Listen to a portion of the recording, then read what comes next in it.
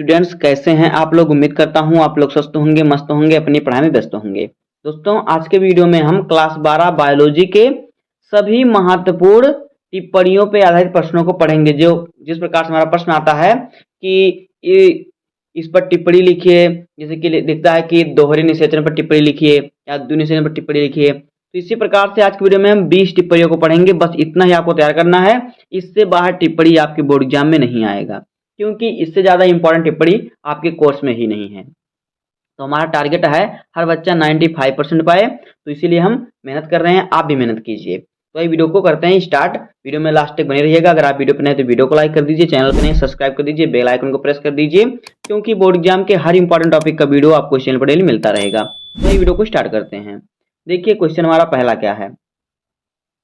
पहला क्वेश्चन हमारा है कि अनिषेक फलन पर संक्षिप्त टिप्पणी लिखिए। देखिए इसी प्रकार से हमारा क्वेश्चन आता है। तो देखिए आपको कैसे लिखना है। इसका उत्तर हो जाएगा प्रायः निषेचन के बाद अंडाशय फल में परिवर्तित होता है। निषेचन के बाद क्या होता है, जो अंडाशय होता है वह फल बन जाता है।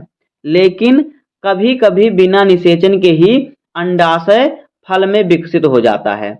कभी कभी क्या होता है, बिना निषेचन के ही क्या होता है, जो अंडाशय होता है फल बन जाता है। तो इस प्रक्रिया को ही कहते हैं अनिषेक फलन, यानी जिसमें निषेचन ना हो और अंडाशय फल में विकसित हो जाए, उसे कहते हैं अनिषेक फलन।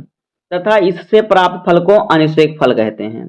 जैसे कि केला, पपीता, संतरा, नाशपाती, अनानास आदि अनिषेक फलों में बीजांड बीज में परिवर्तित नहीं होते।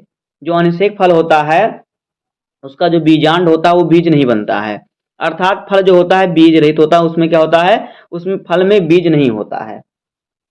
आगे देखिए अगला क्वेश्चन हमारा क्या है।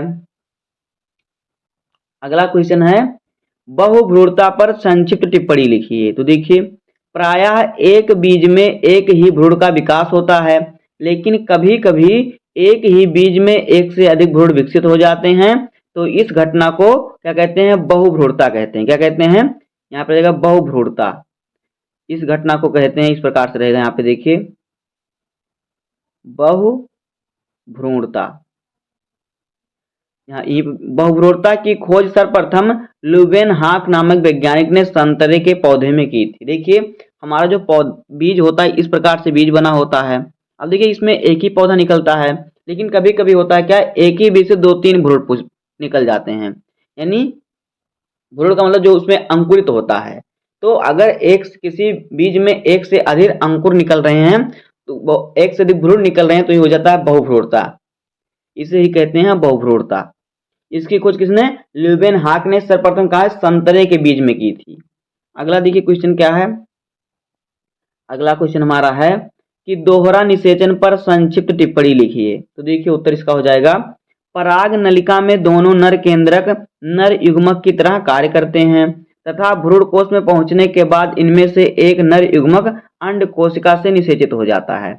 देखिए जो पराग नलिका में दो नर केंद्रक होते हैं वो दोनों नर युग्मक के जैसे कार्य करते हैं, उनकी तरह व्यवहार करते हैं। तथा इनमें से देखिए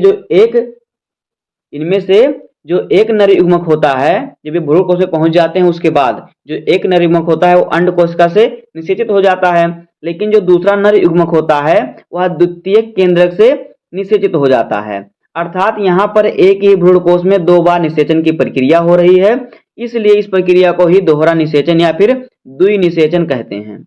द्विनिषेचन की प्रक्रिया जो होती है आवृत्तबीजी पौधों में होती है। किसमें होती है, आवृत्तबीजी पौधे में। बस इतना आपको लिखना है, दोहरा निषेचन। उसके बाद देखिए अगला क्या है।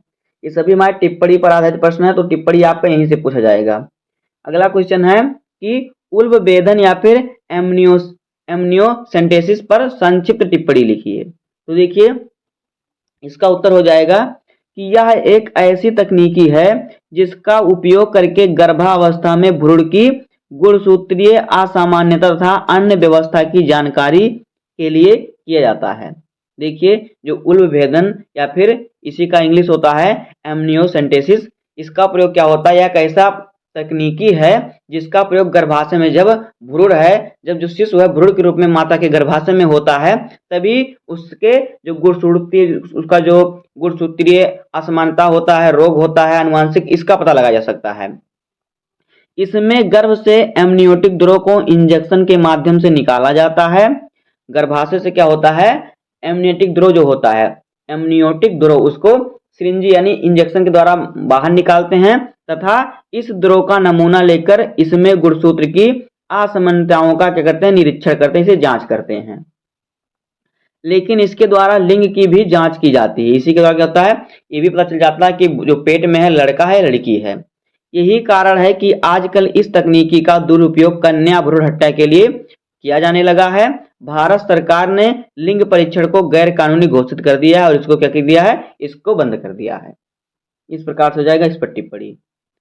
आगे देखिए,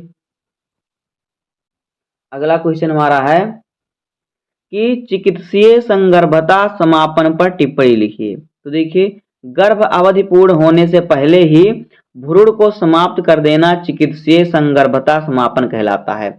यानी कि जैसे कि अगर माँ के पेट में जब बच्चा होता है तो उसे भ्रूण कहते हैं। तो यानी समय पूरा होने से पहले ही भ्रूण में यानी पेट में ही भ्रूण की हत्या करवा देना, भ्रूण की हत्या करवा देना कहलाता है गर्भ संगर्भता समापन यानी गर्भ का समापन। यह प्रक्रिया प्रथम तिमाही अथवा 12 सप्ताह तक ही सुरक्षित होती है। जो यह प्रक्रिया होती है शुरुआती के 3 महीने तक करा सकते हैं या फिर 12 सप्ताह तक। इससे अगर ज्यादा दिन का हो गया बच्चा तो फिर नहीं करा सकते। इससे क्या होगा, माता को खतरा होगा। यह प्रक्रिया क्या होती है, कानूनन अपराध है, लेकिन कुछ ऐसी परिस्थितियां होती हैं जब यह कराना क्या होता है, आवश्यक हो जाता है। जैसे कि बलात्कार एवं असुरक्षित यौन संबंध से उत्पन्न अनचाहा गर्भ, शिशु में जन्मजात रोग, गर्भ निरोधक गोलियों के विफल होने पर आदि। इस प्रक्रिया द्वारा लिंग परीक्षण भी किया जा सकता है। यही कारण है कि इससे कन्या भ्रूण हत्या को बढ़ावा मिल रहा है। इस प्रकार से हो जाएगा चिकित्सीय संगर्भता पर टिप्पणी। आगे देखिए, अगला है कि डीएनए फिंगरप्रिंटिंग पर संक्षिप्त टिप्पणी लिखिए। तो देखिए, डीएनए फिंगरप्रिंटिंग एक ऐसी तकनीकी है जिसके द्वारा किसी खूनी, यहाँ पे खूनी, बलात्कारी, अपराधी तथा पैतृक की जांच की जाती है। इस तकनीकी में किसी व्यक्ति के डीएनए में पाए जाने वाले विभिन्नताओं का पता लगाया जाता है। इस तकनीकी के बारे में सर्वप्रथम एलेक्स जेफ्रे नामक वैज्ञानिक ने पता लगाया था। किसका, डीएनए फिंगरप्रिंटिंग का। डीएनए फिंगरप्रिंटिंग के लिए व्यक्ति के रुधिर, लार, बाल, वीर या फिर योनि द्रव या फिर अन्य पदार्थों से डीएनए लिया जाता है तथा इसी प्रकार दूसरे व्यक्ति का भी डीएनए लेते हैं, फिर उसमें समानता को देखते हैं। इस आधार पर डीएनए मैच करते, दोनों को करते हैं मैच कराते हैं। इससे उसमें जो डिफरेंस होता है उसी से क्या पता लगाया जाता है। ये होता है डीएनए फिंगरप्रिंटिंग। अगला क्वेश्चन देखिए क्या है। अगला क्वेश्चन है परख नली शिशु यानी कि टेस्ट ट्यूब बेबी पर संक्षिप्त टिप्पणी लिखिए। तो देखिए, यह तकनीकी उन दंपतियों के लिए प्रयोग में लाई जाती है जिसमें या तो पुरुष के वीर्य में शुक्राणु की संख्या कम पाई जाती है या फिर स्त्री में गर्भ नहीं ठहरता। इस तकनीकी में प्रयोगशाला में क्या होता है, पत्नी के अंडाणु को पति के शुक्राणु में क्या होता है, पत्नी के अंडाणु को और पति के शुक्राणु को एक परख नली में निषेचित कराते हैं। कहाँ पे, प्रयोगशाला में। इसके बाद तैयार भ्रूण को फैलोपियन नलिका में स्थानांतरित कर दिया जाता है, जहां पर भ्रूण का विकास स्त्री में समान रूप से होता है। इस प्रकार से प्राप्त शिशु को ही परख नली शिशु या टेस्ट ट्यूब बेबी कहते हैं। देखिए, परख नली शिशु में क्या होता है, तकनीकी उन दंपतियों के लिए, उन लोगों के लिए है जिनको बच्चे पैदा नहीं होते, जिनके पुरुष में कमी है या फिर स्त्री में कमी है, या फिर पुरुष में शुक्राणु नहीं बन रहा है, शुक्राणु की संख्या कम है, या फिर स्त्री में क्या है, गर्भ नहीं ठहर रहा है। तो इसमें क्या किया जाता है, इसमें जो होता है स्त्री का अंडाणु और पुरुष का शुक्राणु को बाहर प्रयोगशाला में निकाल कर क्या करते हैं, उसे प्रयोगशाला में आपस में एक परख नली में निषेचन कराते हैं। जब उसको निषेचन कराते हैं तो वह भ्रूण बन जाता है। अब उस भ्रूण को महिला के गर्भाशय के फैलोपियन नलिका में रख देते हैं, जहां से समय पूरे होने के बाद बच्चे का जन्म होता है। ये होता है टेस्ट ट्यूब बेबी। आगे देखिए, अगला है क्रो-मैग्नान मानव पर संक्षिप्त टिप्पणी लिखिए। तो देखिए, क्रो-मैग्नान मानव का जंतु वैज्ञानिक नाम है होमो सेपियंस या फिर क्या है, फासिलिस। क्या है नाम किसका, जो मैग्नान मानव होता है, क्रो-मैग्नान, इसका जंतु वैज्ञानिक नाम है होमो सेपियंस फासिलिस है।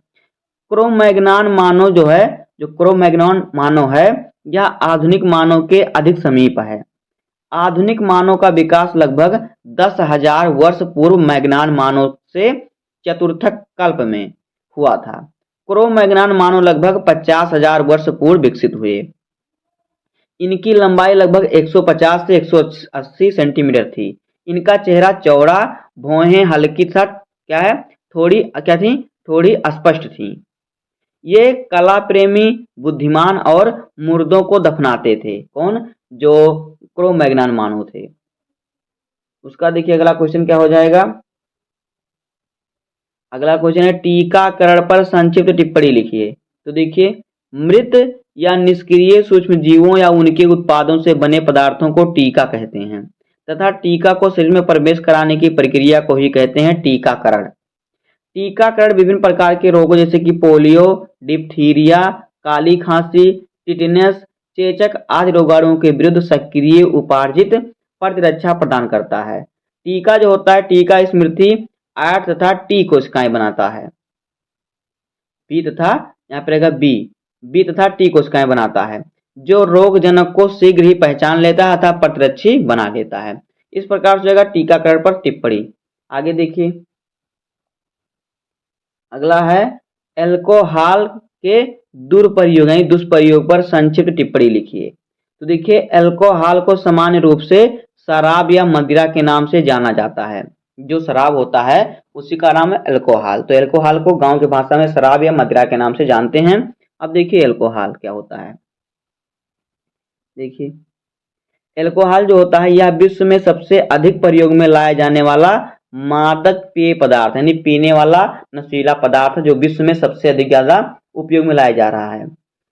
नंबर 1 देखिए क्या है, ए, इसके प्रयोग से तंत्रिका तंत्र दुर्बल हो जाता है, जिससे आत्म नियंत्रण में कमी, मस्तिष्क कमजोर होना, सोचने समझने की शक्ति नष्ट होना, अच्छे और बुरे का ज्ञान समाप्त हो जाता है। अच्छे और बुरे का ज्ञान क्या होता है, समाप्त हो जाता है। एकाग्रता में कमी होना आदि लक्षण उत्पन्न होते हैं किसके, एल्कोहल का उपयोग करने से। इसका ये दुष्प्रयोग है, दुरुपयोग है। दूसरा है दुष्प्रभाव भी इसका है, यही देखिए इसके पीने से प्रभाव होते हैं। व्यक्ति अपने ही घर में चोरी करने लगता है। इससे हार्ट अटैक की संभावना की, जो हार्ट अटैक होता है दारू पीने से, अल्कोहल पीने से, इसकी संभावना क्या होती है, बढ़ जाती है। व्यक्ति बर्बरता और हिंसा का रूप ले लेता है। अगला देखिए क्या है, अगला क्वेश्चन है कि बायोगैस पर संक्षिप्त टिप्पणी लिखिए। तो देखिए, बायोगैस विभिन्न प्रकार की गैसों का मिश्रण होता है जो अवायवीय सूक्ष्म जीवों के द्वारा घरेलू तथा कृषि अपशिष्ट पदार्थों का उपयोग करके बनाया जाता है। जो बायोगैस होता है, बायोगैस में मुख्य रूप से मैथेनोबैक्टीरियम पाया जाता है जो मीथेन का उत्पादन करता है। अर्थात कि बायोगैस में मीथेन की मात्रा सर्वाधिक होती है, सबसे अधिक क्रिया होती है, इसमें मीथेन की मात्रा होती है। इसे गोबर से तैयार किया जाता है, इस कारण से इसे गोबर गैस भी कहते हैं। इस गैस का प्रयोग मुख्य रूप से खाना बनाने में तथा प्रकाश उत्पन्न करने में किया जाता है। जो देखिए, जो आपके घरों में गैस सिलेंडर है इसमें भरा हुआ है, यही है बायोगैस। इसे ही इसमें मीथेन गैस की मात्रा अधिक होती है, ये होता है बायोगैस। आगे देखिए, अगला क्वेश्चन है कि बीटी फसल पर संक्षिप्त टिप्पणी लिखिए। तो देखिए, बीटी फसल क्या होता है। जैव प्रौद्योगिकी द्वारा तैयार की गई ऐसी फसल जिसमें बेसिलस थुरिंजिएंसिस नामक जीवाणु का उपयोग होता है, उसे बीटी फसल कहते हैं। यह जीवाणु बीटी क्या होता है, बीटी विष उत्पन्न करता है। जब कोई कीट फसल को खाता है तो यह विष उसके आहार नाल को क्या करता है, क्षतिग्रस्त कर देता है और वह कीट मर जाता है। यह फसल कीट प्रतिरोधी होता है, जैसे कि बीटी कपास या बीटी बैगन। इसमें क्या होता है, देखिए जो बीटी फसल होता है यह जैव प्रौद्योगिकी के द्वारा तैयार की जाती है फसल जो होती है। इसमें क्या होता है, इसमें बेसिलस थुरिंजिएंसिस नामक जीवाणु होता है। अगर कोई जीवाणु से खाएगा, कोई कीड़ा मकोड़ा इसे खाएगा इस फसल को, तो इसमें जो जीवाणु उसमें होता है वो बीटी विष उत्पन्न करता है। विष यानी जिस प्रकार से एक प्रकार मान लीजिए जहर उत्पन्न करता है। जब उसे कीट खा लेगा तो वह उसको आहार नाल को क्या करता है, नष्ट कर देता है, जिससे क्या होता है, उस कीट की मृत्यु हो जाती है। आगे देखिए, अगला है कि जैविक खाद पर संक्षिप्त टिप्पणी लिखिए। तो देखिए, विभिन्न प्रकार के जीव अपनी जैविक क्रियाओं के द्वारा मिट्टी में पोषण पदार्थों की मात्रा में वृद्धि करते हैं। इन्हें ही जैव उर्वरक कहा जाता है। यह ऐसे सूक्ष्म जीव होते हैं जो मृदा की उत्पादन शक्ति को बढ़ाते हैं, फसलों को अकार्बनिक पोषण पदार्थ उपलब्ध कराते हैं, जैसे कि राइजोबियम, नॉन स्टार्च, एनाबीना आदि। ये रासायनिक उर्वरक की तुलना में अत्यधिक उपयोगी होते हैं, क्योंकि ये रासायनिक उर्वरक से सस्ते होते हैं तथा मृदा की उर्वरक शक्ति को नष्ट नहीं होने देते। जबकि रासायनिक उर्वरक के उपयोग से दिन पर दिन मृदा क्या होती है, बंजर होती जा रही है। साथ ही पर्यावरण पर बुरा प्रभाव पड़ रहा है। जो हम लोग लाके रासायनिक खाद खेतों में छिड़कते हैं, जैसे यूरिया हो गया, पोटाश हो गया, ये सब रासायनिक खाद। इससे क्या हो रहा है, इससे मृदा बंजर हो रही है और हमारे पर्यावरण पर भी बुरा प्रभाव पड़ रहा है। तो जैविक खाद की मात्रा क्या होती है, जो मिट्टी के द्वारा बनाया जाता है। जो जीव, जो मतलब जैसे मान लीजिए गाँव में जो गोबर वोबर होता है, यही होता है जैविक जो होता है। ये क्या होता है, ये जैविक खाद ज़्यादा महत्वपूर्ण होता है, क्योंकि जैविक खाद होता है हमारा जो रासायनिक उर्वरक होता है, ये क्या करता है, खेतों को बंजर बनाता है और उनकी पर्यावरण पर भी बुरा प्रभाव डालता है। आगे देखिए, अगला क्वेश्चन देखिए क्या है। अगला क्वेश्चन है कि बायोरिएक्टर पर संक्षिप्त टिप्पणी लिखिए। तो देखिए, बायोरिएक्टर एक बड़े बर्तन के समान होता है जिसमें सूक्ष्म जीवों, पादपों यानी पौधों, जंतुओं या मानव कोशिकाओं के संवर्धन से प्राप्त कच्चे पदार्थों को जैविक रूप से विशिष्ट उत्पादों तथा एंजाइमों आदि में परिवर्तित किया जा सकता है। बायोरिएक्टर वांछित उत्पाद की प्राप्ति के लिए अनुकूल परिस्थितियों, ताप, पीएच मान, विटामिन, लवण या ऑक्सीजन आदि उपलब्ध कराता है। विडोयक विडोयक होज सर्वाधिक उपयोग में आने वाला क्या है, बायोरिएक्टर है। इस प्रकार से आपको लिख देना है बायोरिएक्टर पर संक्षिप्त टिप्पणी। आगे देखिए क्या है। अगला क्वेश्चन है कि जीन चिकित्सा पर संक्षिप्त टिप्पणी लिखिए। तो देखिए, जीन चिकित्सा के अंतर्गत मानव में उपस्थित दोषपूर्ण जीन को स्वस्थ व क्रियाशील जीन में बदला जाता है। जो जीन चिकित्सा होता है, इससे क्या होता है, इससे इसके अंतर्गत क्या किया जाता है, जो मानव में दोषपूर्ण जीन हो, जैसे कि कोई जीन है जो खराब है, जो दोष उत्पन्न कर रहा है और कार्य नहीं कर रहा है, तो उसको स्वस्थ या फिर क्रियाशील जीन में बदला जा सकता है। जीन चिकित्सा द्वारा किसी बच्चे या भ्रूण में चिन्हित किए गए जीन के दोषों में सुधार किया जा सकता है। इससे क्या होता है, जैसे कि देखिए, कोई पिता है, उसका रोग बच्चे में अनुवांशिक है, तो उसके जीन से क्या होता है, जीन चिकित्सा द्वारा उस रोग को सुधार किया जा सकता है। इसमें रोगों के उपचार के लिए जीन को व्यक्ति की कोशिकाओं या ऊतकों में प्रवेश कराया जाता है, जो निष्क्रिय जीन की क्षतिपूर्ति करके उसके कार्यों को संपन्न करता है। जीन चिकित्सा का पहला प्रयोग 1990 ईस्वी में एक 4 वर्षीय लड़की में एडिनोसिन डायमिनेज की कमी को दूर करने के लिए किया गया था। ये होता है जीन चिकित्सा।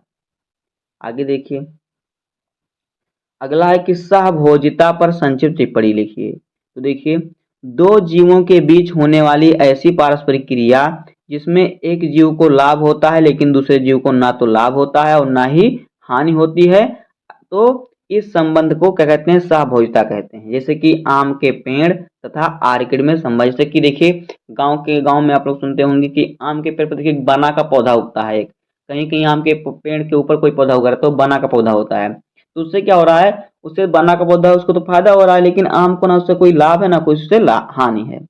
आगे देखिए, अगला क्वेश्चन है सहोपकारिता पर संक्षिप्त टिप्पणी लिखिए। तो देखिए, सहोपकारिता दो प्रजातियों के बीच होने वाली ऐसी पारस्परिक क्रिया है जिसमें दोनों जातियों को एक दूसरे के कारण लाभ होता है, क्योंकि दोनों जातियां एक दूसरे पर निर्भर होती हैं। जैसे कि पादप तथा शैवाल में संबंध। जैसे कि जो पादप होता है ये जल अवशोषण करता है, लेकिन जो शैवाल होता है ये भोजन बनाता है। इस प्रकार से दोनों एक दूसरे के लिए उपयोगी हैं। तो यह सहभोजिता, सहोपकारिता हो जाता है। अब देखिए, अगला है परजीविता पर संक्षिप्त टिप्पणी लिखिए। तो देखिए, ऐसे जीव जो दूसरे जीव के शरीर पर रहकर अपना भोजन प्राप्त करते हैं उन्हें कहते हैं परजीवी। परजीविता दो जीवों के बीच होने वाली ऐसी पारस्परिक क्रिया है जिसमें एक जीव को लाभ होता है जबकि दूसरे जीव को क्या होता है, हानि होता है। ये होता है परजीविता। आगे देखिए, अगला क्वेश्चन है कि खाद्य श्रृंखला पर संक्षिप्त टिप्पणी लिखिए। तो देखिए, पादपों द्वारा भोज्य पदार्थों को ऊर्जा के रूप में संचित करना तथा फिर उसे पादपों से विभिन्न पोषी स्तरों के जीवों में भोजन के साथ ऊर्जा का स्थानांतरण करना खाद्य श्रृंखला कहलाता है। अथवा खाद्य श्रृंखला वह श्रृंखला होती है जिसमें एक जीव दूसरे जीव को खाता है तथा उस जीव को भी किसी अन्य जीव के द्वारा खाया जाता है।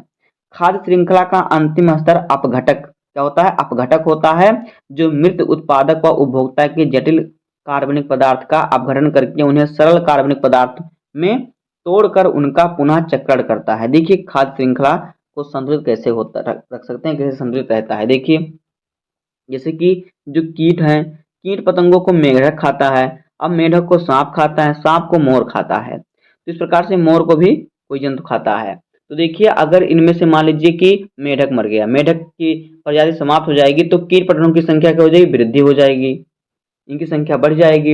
अगर मेढक की क्या हो गई? मेढक खत्म हो गए। और अगर सांप खत्म हो गए तो मेढकों की संख्या बढ़ जाएगी, और अगर मोर खत्म हो गए तो सांपों की संख्या बढ़ जाएगी। इस प्रकार से क्या होगा? जो संतुलन है बिगड़ जाएगा इनका। तो इसी प्रकार से होता है खाद्य श्रृंखला। अगला देखिए क्या है। अगला क्वेश्चन है कि रेड डाटा बुक पर संक्षिप्त टिप्पणी लिखिए। तो देखिए, IUCN द्वारा जारी की गई एक ऐसी किताब जिसमें विलुप्त, संकटग्रस्त, दुर्लभ व अनाकलित जीव जातियों का सूचीबद्ध वर्णन किया गया है, उसे रेड डाटा बुक कहते हैं। IUCN का मुख्यालय स्विट्जरलैंड में है। रेड डाटा बुक की सहायता से हमें संकटग्रस्त जीवों की जानकारी आसानी से उपलब्ध हो जाती है। इस जानकारी की सहायता से हम उन संकटग्रस्त जीवों के संरक्षण के लिए प्रयास कर सकते हैं, यानी उनके बचाव के लिए प्रयास कर सकते हैं और उन्हें विलुप्त होने से बचा सकते हैं। संकटग्रस्त प्रजातियों के अंतर्गत निम्नलिखित जीव जैसे कि एक सींग वाला गैंडा, कस्तूरी हिरण, बाघ, बब्बर शेर आदि जो है क्या है? विलुप्त होने की कगार पर हैं, संकटग्रस्त जीव हैं। दोस्तों, इस प्रकार से हो जाएगा क्लास 12 बायोलॉजी के 20 सबसे महत्वपूर्ण टिप्पणियां जो कि आपके बोर्ड एग्जाम के लिए मोस्ट इंपॉर्टेंट हैं। तो बस इतना ही आपको टिप्पणी में तैयार करना था। अगर आप इतना तैयार कर लेंगे तो टिप्पणी में आपको कोई दिक्कत नहीं होगी। उम्मीद करता हूँ आपको वीडियो पसंद आया होगा। अगर आपको वीडियो पसंद आए तो वीडियो को लाइक कर दीजिए, चैनल पर नए हैं सब्सक्राइब कर दीजिए, बेल आइकन को प्रेस कर दीजिए, क्योंकि बोर्ड एग्जाम के हर इंपॉर्टेंट टॉपिक का वीडियो आपको इस चैनल पर डेली मिलता रहेगा। तो मिलते हैं किसी नेक्स्ट वीडियो में, तब तक के लिए धन्यवाद। जय हिंद।